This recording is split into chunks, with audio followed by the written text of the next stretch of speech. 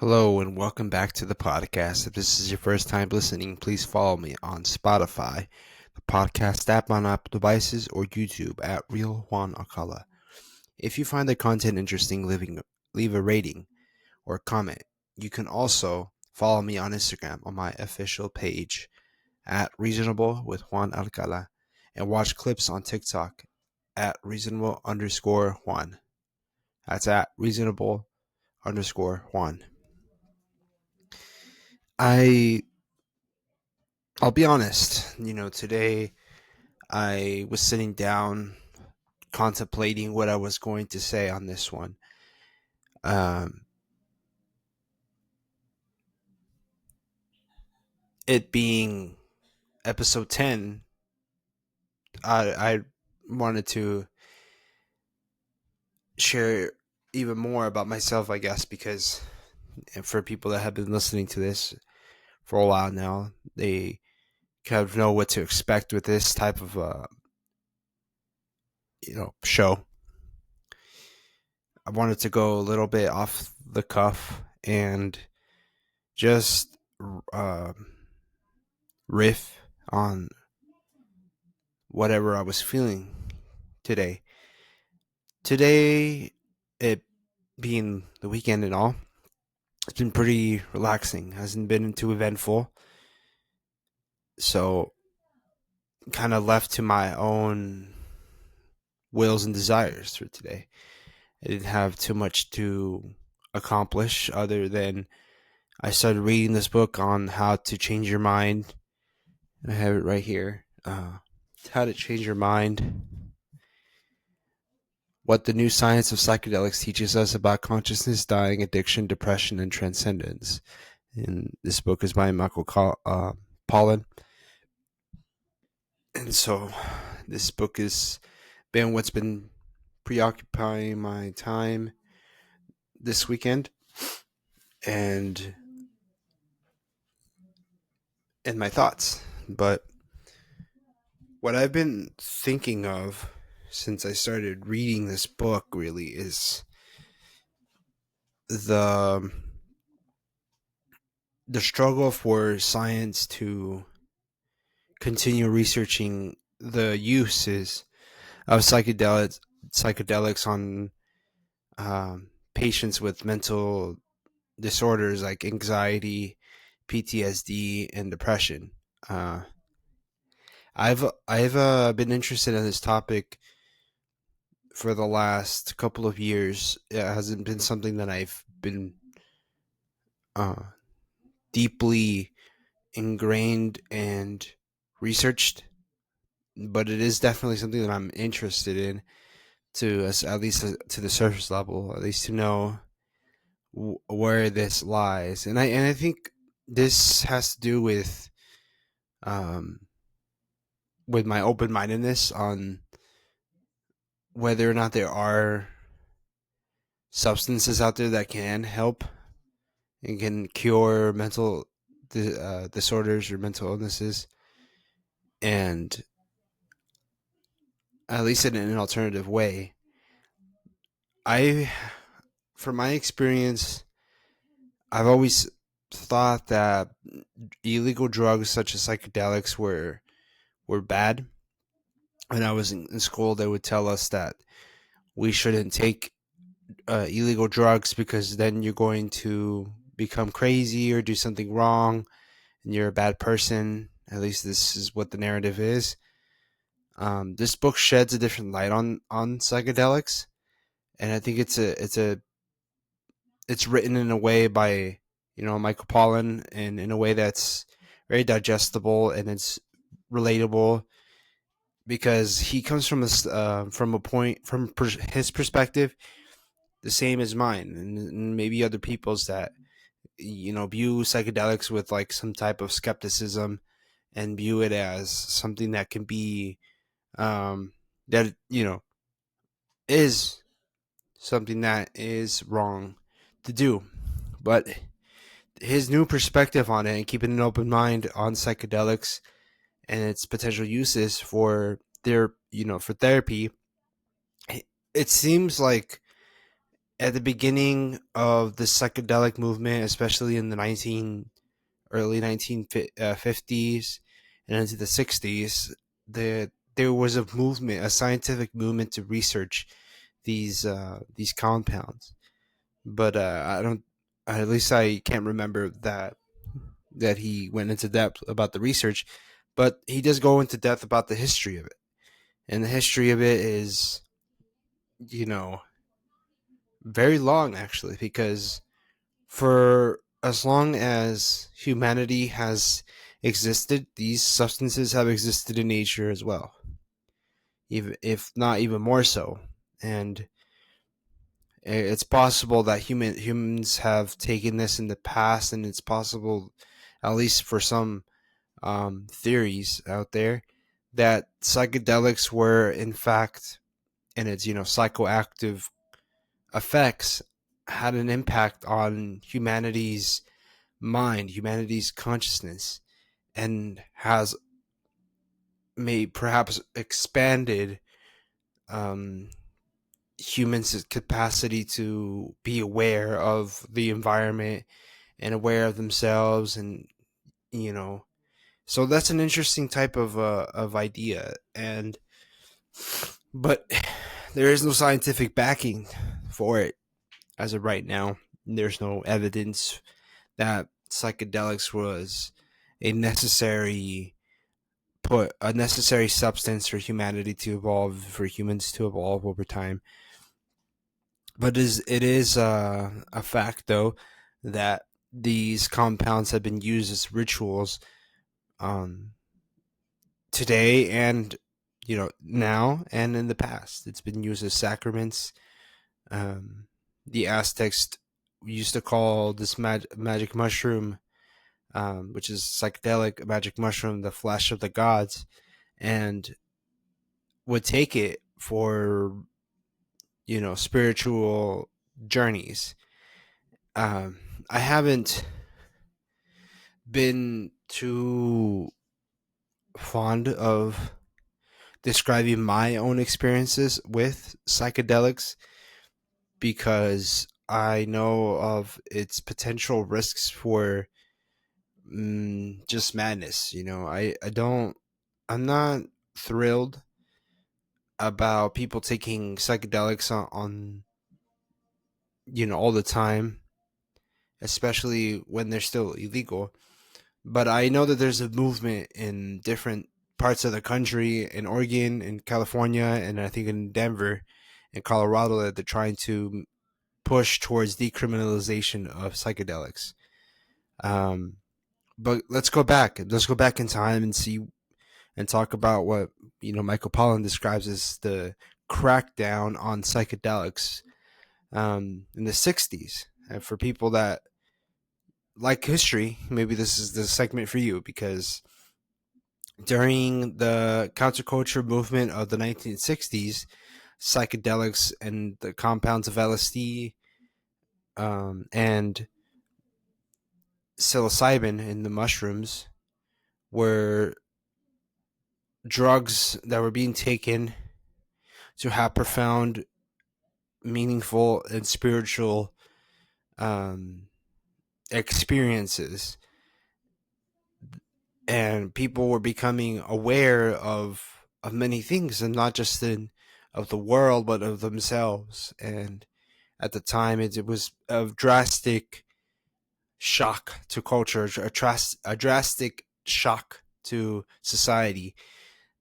People in the 50s and the 60s taking these, most likely 60, but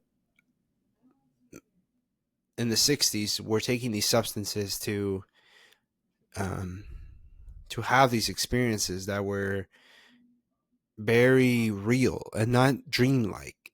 It's something that people describe that when they take it, that makes them feel one with the universe and makes them feel a part of reality, and not just separate from everything else, and not, you know, of course, a lot of people have these experiences, but there's also been the demonization of psychedelics during the late 60s and the 70s.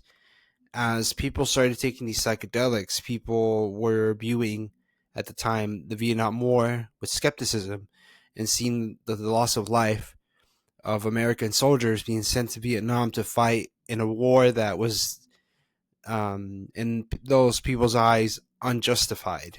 And Nixon's administration at the time, they really cracked down on it and started to throw people into jail for the usage of psychedelics.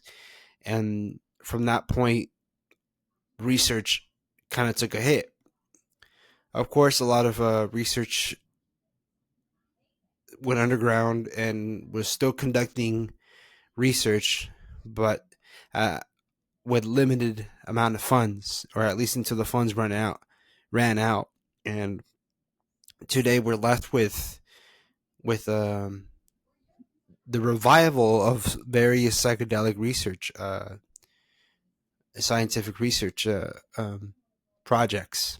And I'm in the opinion that if there is a therapeutic advantage for these substances to be reintroduced in a therapeutic setting, I think that would be good. But and the science would have to be backed up to it, and I think the public would need to be aware, especially the individual attempting to to do these. Excuse me, to do these to use these substances carefully. But I'll just talk about my experience with the usage of magic mushrooms. I think I was around 20, 20 years old when I first took psilocybin mushrooms, and I had an experience of. Well, first I'll talk about the setting. At the time, I was very much grieving the death of my brother. He lived a life that was very tragic because he was brain dead, and well, he was disabled because of an accident that happened when he was a child, a baby almost. And his near drowning accident left him unable to move his body and unable to verbalize, but just in a vegetative state almost. Um, and so he had frequent seizures throughout his whole life, and the only way he can eat is through a G tube, which is a tube attached to your stomach, and then being fed nutrients through that. And for me, it was very tragic to see my growing up my brother in that way, because I knew that that's not what life should be lived, by. And all those years that I grew up, it left me wondering about consciousness, because I knew that my brother was conscious whenever I would walk into the room. He would look at me, he would follow me around with his eyes, but and sometimes he would make noises, but he would not be able to completely speak to me, and to anybody else for that matter. For my parents, it was very difficult on them. Um, for both of my mom and my father, my brother also was very much affected by this. The whole family was, an extended family and friends and people that knew us. They would be empathetic, and sometimes they wouldn't even know what to say.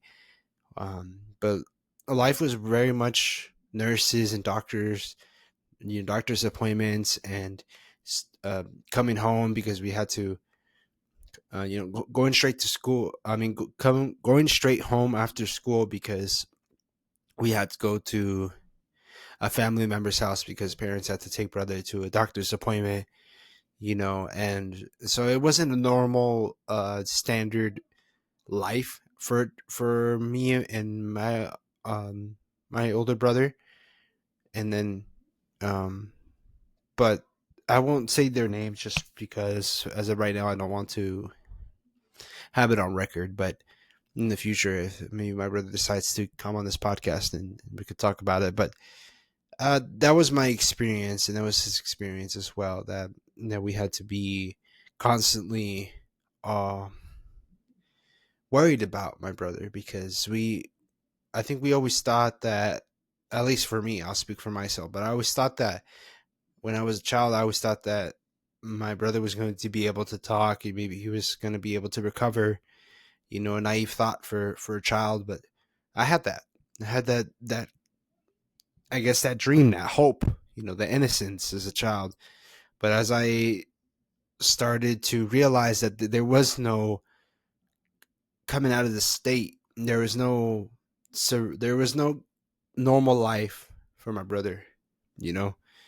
And it wasn't until my late time, probably my junior year, my late years in high school, that I realized that my brother wasn't going to live a full life in this state. I had realized that because he was getting sick a lot, and the amount of time that the doctors were seeing him. Of course, my parents weren't letting me know about the details, but I was, I was much older then, and I realized that plunged me into some sort of depression when I was in high school. Didn't want to talk to people. I didn't want to socialize. I didn't want to do nothing in that sense.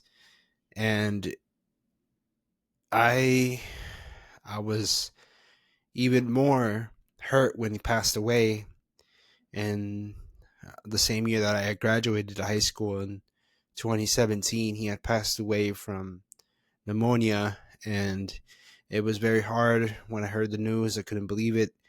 I was I was at the time very lost and unsure of my future, even personally, because I had no idea what I wanted to be as for my career choice. I didn't think I was going to go to school at that point because I didn't have money to put in. I didn't have a job. I didn't have anything, and the only thing I had was my family and my grief, and I figured that I had to use it to motivate me to become uh, a better person, or become someone that was responsible. I remember when he passed away, I tried to be strong.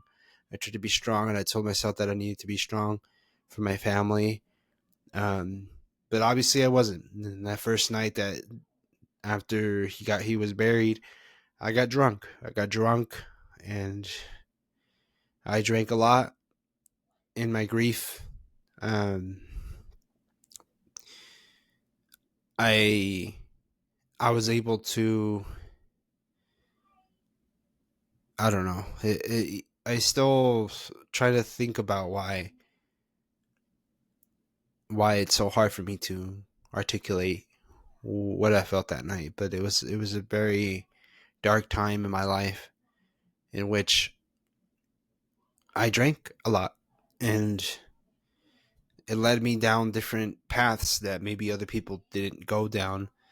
But it eventually led me down the psychedelic path and trying to find meaning in my suffering. And I was in my early 20s when I first took magic mushrooms, and I would say that I think I bought like about an eighth of mushrooms, and I had this experience where I had felt so detached and so alone and so drained of empathy towards myself. And I realized that I didn't have this love, and especially when the visuals of taking magic mushrooms hit. I mean, when I was by myself, and I was like, oh, I don't really want to do anything with my friends. And because I had somewhat of a friends group with soccer, and but it never was something that I was always engaged with. I was almost always by myself in my early 20s, and even now that I'm uh, going into my late 20s, that I experience life on a solitary front. But I took magic mushrooms one night. I figured that I was just going to do things that I like. I was trying to lose weight at the time, and I'm still trying to lose weight now. So I guess some things don't change, but it's definitely a goal then, and it was a goal now. And I remember eating. The only thing I had was picado. I think it was a ground beef and potatoes and carrots in it. And I figured that I was going to eat my favorite meal and take some mushrooms. And I took some mushrooms, some psilocybin mushrooms, and I remember it being an experience of intense fear because I didn't know what to expect. I was anxious, but being by myself, I realized that, I didn't have to worry about it because I was home. I was in a place I felt secure, and I didn't have to worry about um, anybody interfering with my experience. I think my parents at the time were also grieving and doing their own thing. Everyone kind of was solitary and trying to understand the suffering that we were experiencing, and and yeah, like I what I felt was such a heightened senses. My senses were heightened. I can feel the room move and breathe, and I can see everything kind of vibrating, and that was what I had seen, at least with my eyes. I was darting my eyes across the room, and when I closed them, I would see geometrical patterns. But it was more of a feeling in my body than a visual one. It was one where I felt I like if I was a baby again, almost like where I had felt like everything was okay, and that at that moment I knew I was going to be okay because I realized that although my brother passed away, he is no longer suffering in the state that he was. And I realized that I was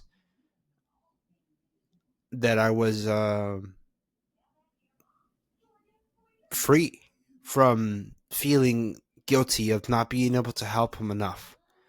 While he was alive, I was trying my best to help him, help my parents, give him his medicine, give him some food through his G tube, and flipping him around when my parents wanted to, change his position on the bed so he didn't get too uncomfortable and all of that.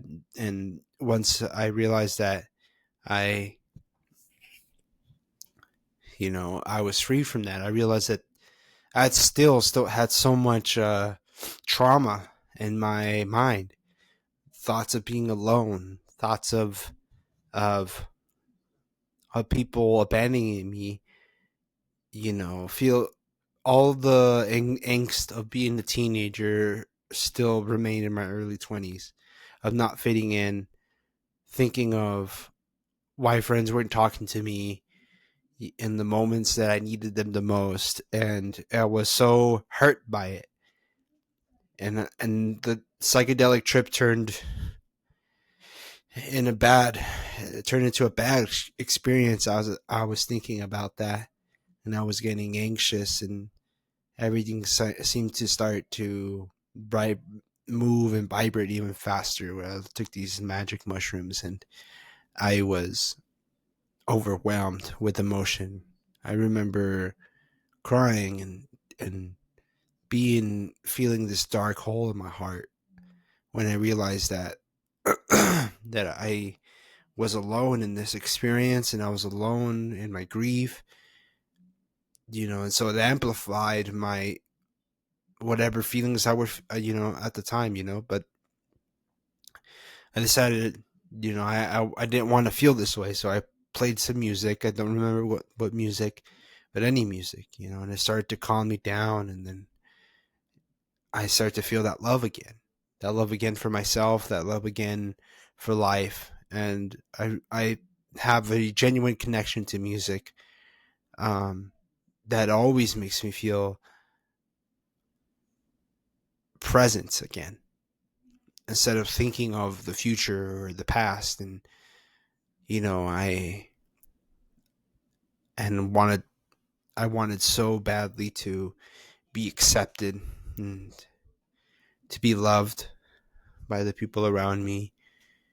And I still carry that with me today.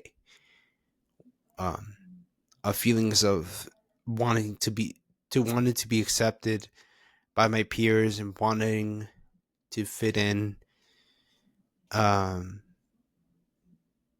to this day. But today I feel much better that I went through that experience, because I found meaning in my suffering, in terms of like that it's okay to feel that way. At the end of the day, there is still some life, still some love out there for me, that is in the form of self-love, in the form of acceptance, and the things that I can't change. And I I am here. I'm here today. Still, I had taken another, and this time I took an LSD trip. I took LSD while I was in my last year of college. I took my LSD trip. Things were going well. Uh, I had raised my GPA up from from a 1 point something up to a 3.0 GPA. And I was ecstatic. And I thought to myself, the way I want to celebrate is by taking an LSD trip. And I did. I took an LSD trip, but it wasn't as strong as the psilocybin experience, magic mushroom, because I don't know, for whatever reason, maybe the dosage was off, didn't work out. So to this day, I feel like I never had a breakthrough experience with psychedelics that really profoundly changed me. I feel like, if anything, it just amplified the feelings that I was going through at the time, and it was more of like my own thoughts, um, that guided me to the person I am today. Uh, so it definitely helped me realize that I am insecure about not belonging, and so I still carry that with me. And so how do I overcome it? I overcome it by just learning to be comfortable in my own skin, and being confident in what I'm saying, and being confident in this, and sometimes that confidence, you just have to fake it sometimes. And doing this podcast has also shined some light into that for myself, that I'm not always going to know exactly what to say or exactly what to do in certain moments of my life, and that's okay. And even if people don't listen to this and kind of skip this episode, it doesn't really matter to me, because it is, at this moment in time, a sort of journal for me to vent. And venting out in the public like this, I hope that other people have some sort of connection to it, and are able to also themselves talk about their experiences with grief, or with any tragedy and tragic events that happened in their lives, that they're able to maybe, um, you know, comment them in the comment section, or anonymously email me. I mean, people can email me at Juan Alcala 600 at gmail.com. You can email me at Juan Alcala 600 at gmail.com. Send me your stories. Send me your experience anonymously, and I will share it here on the podcast in the next episode. So there's always that avenue for people to kind of, share their stories and hear my reflections upon those stories, and we can get through this together. And this is what this podcast is about. It's not just me. I don't want it just to be me talking about my trauma just to trauma dump on you, but I also want it to be a place where people can could come together and feel like they're being heard, and feel a sense of belonging. And I wish to support people in their journey of discovering what they want out of life, and how their process of healing from past traumas, from parents, and other maybe evil things that have happened to them, unfortunate things that have happened to them. um I am so humbled to be able to be this meat vehicle for these expressions of thought, and in reading this book and How to Change Your Mind, it has revealed to me the past memories that I had thinking about um, thinking about my grief and all that.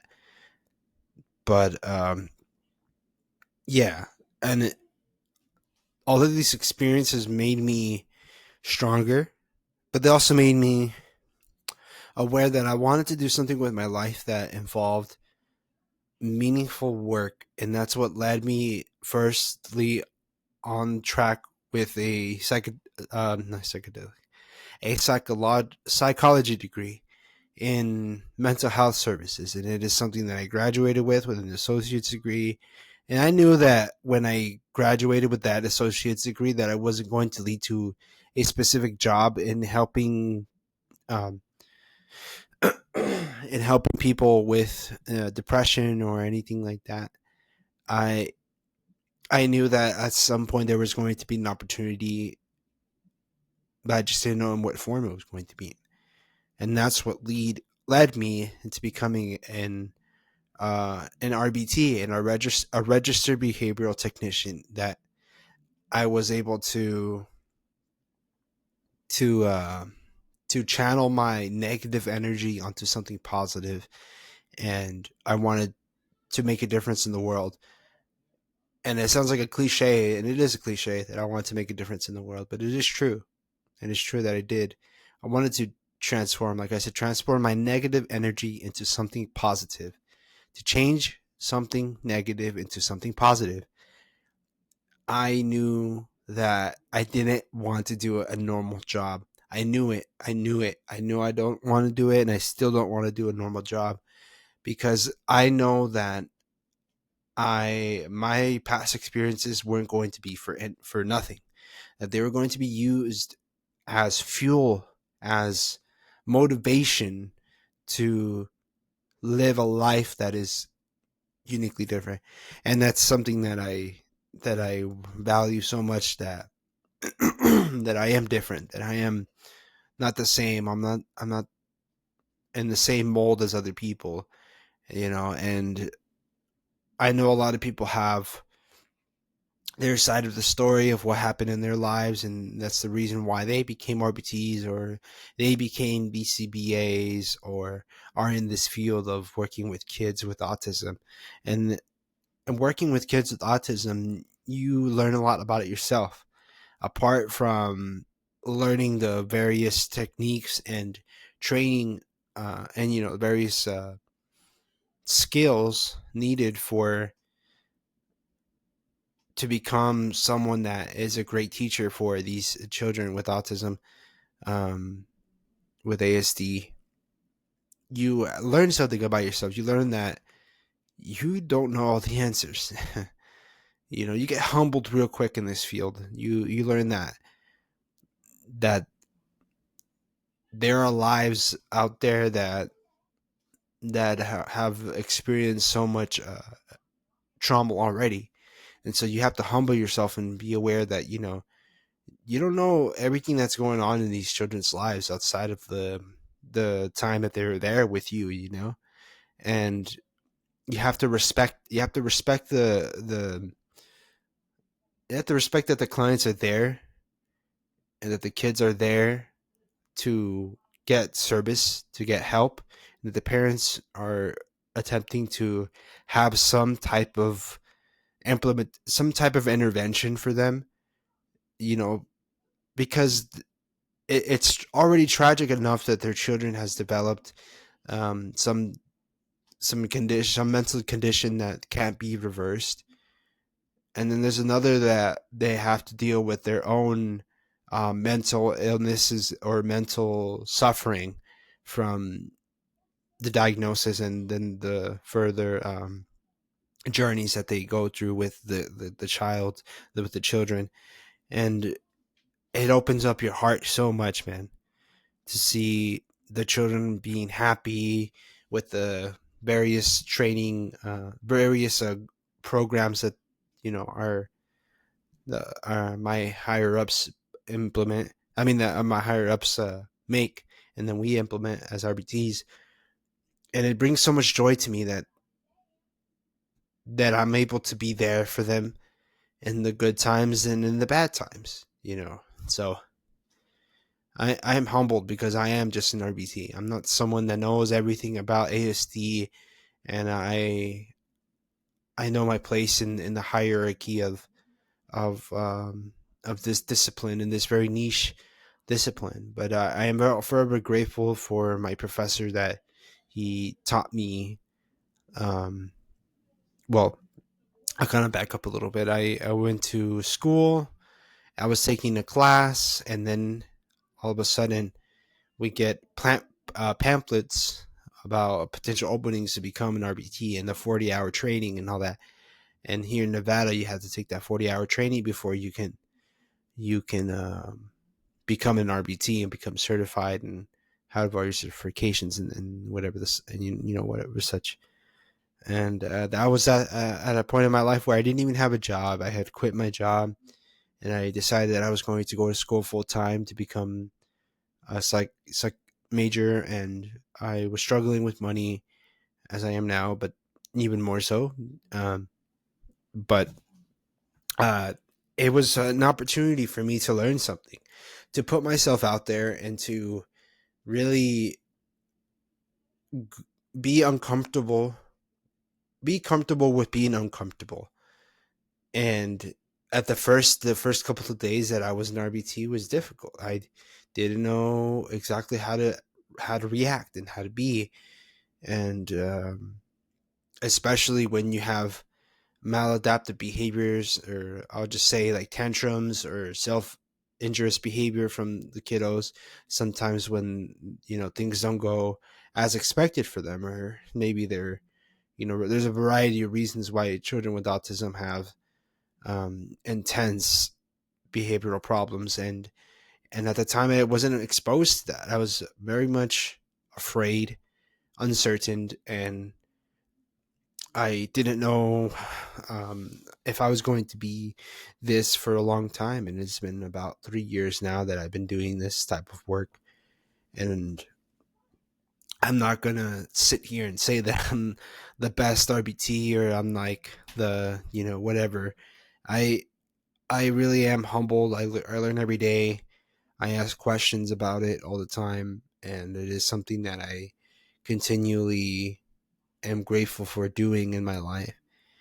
Um, and it is something that pushed me to become sober, to not take drugs, to not just stay away from it. Of course, occasionally I have a drink here and there, but as of recently, I haven't done anything. So I'm sober. I've been sober for almost a month now. Actually, it feels like about a month, but it is something that I'm continuously monitoring for my own mental health, for my own sanity, because there was a point in time where I felt like I was emptying myself in this job, and worrying about stopping all types of maladaptive behavior, and kind of putting that all on me.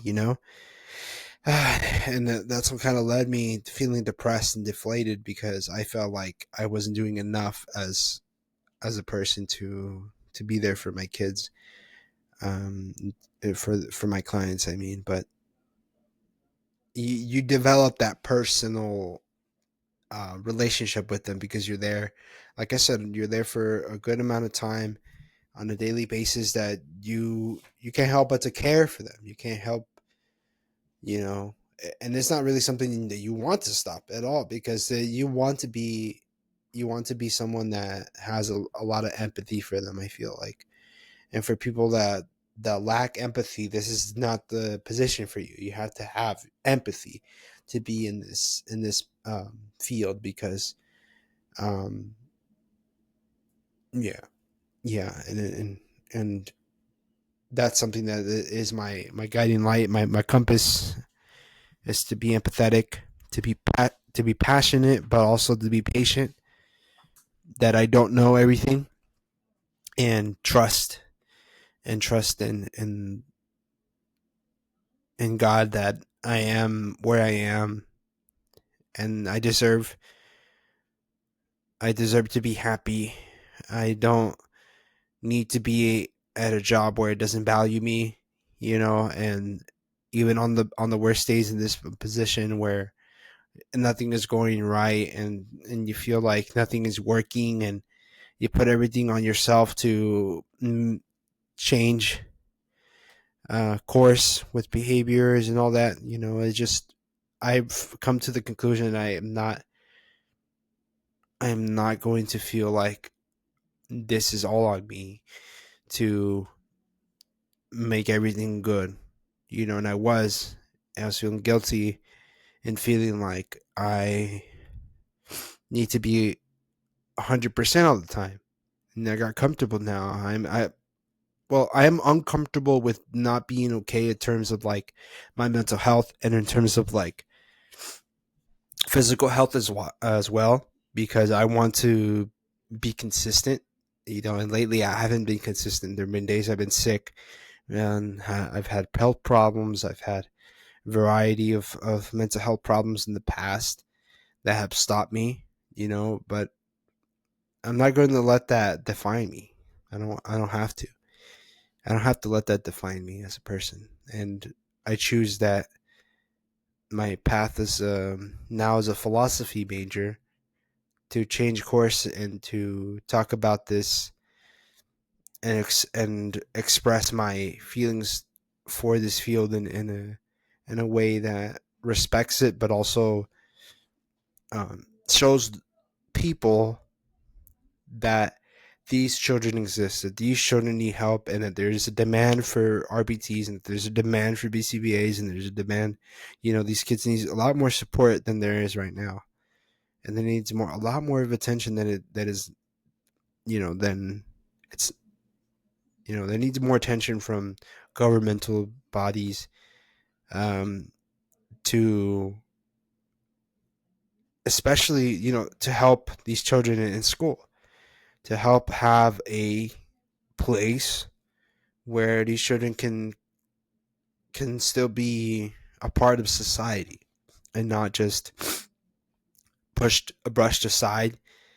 And I think families are looking for help. They're looking for help.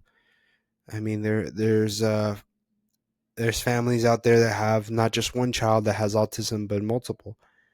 And it's something that the parents struggle with. Sometimes parents are not together, and maybe it's just mom, or maybe it's just dad, maybe it's grandparents, and maybe it's like this and that.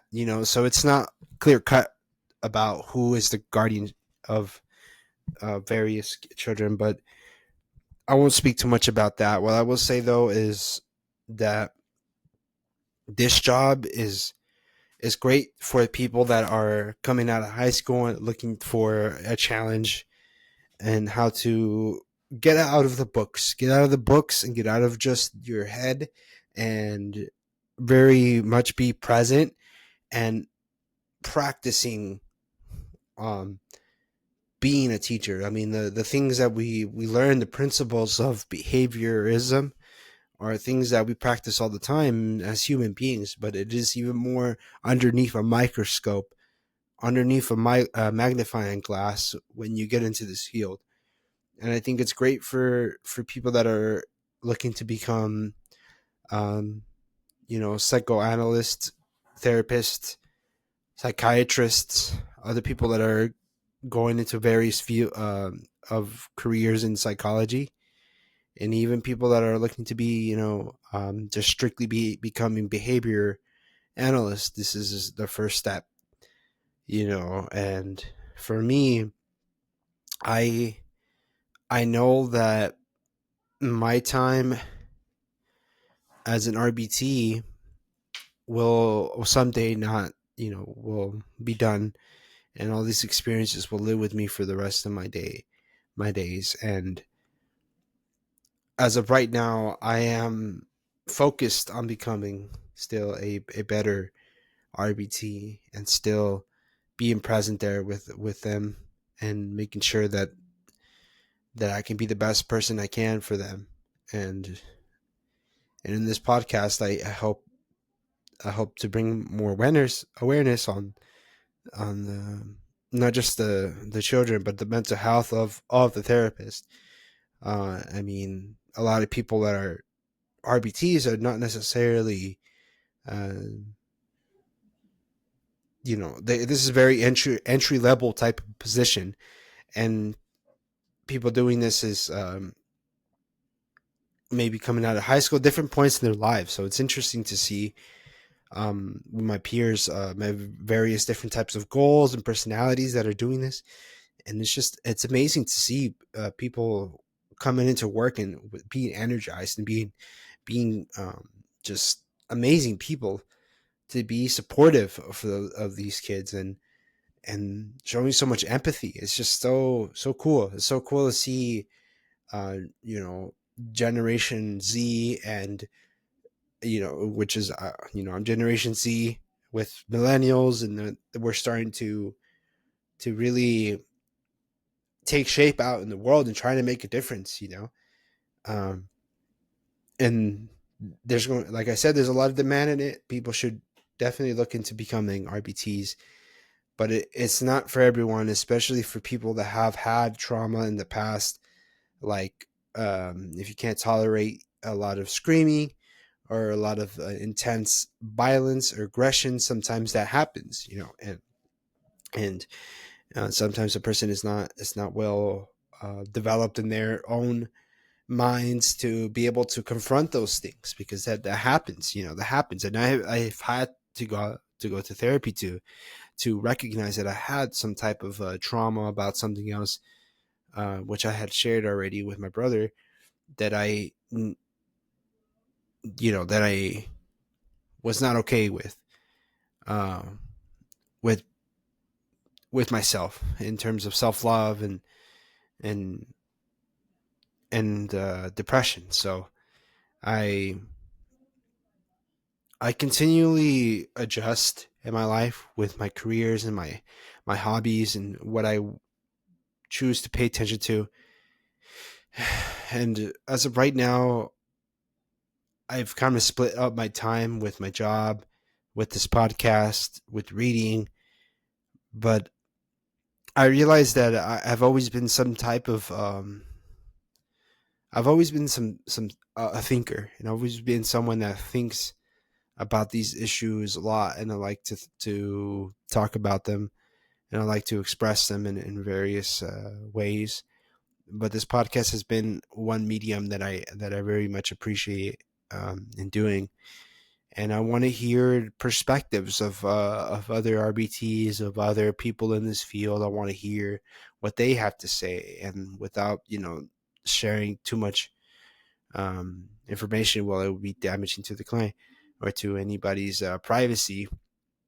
I I know I know how hard it is to be in this field. I know, you know, you have to have some type of enjoyment already to with kids to be present in this field, and for some people they don't have that patience with children.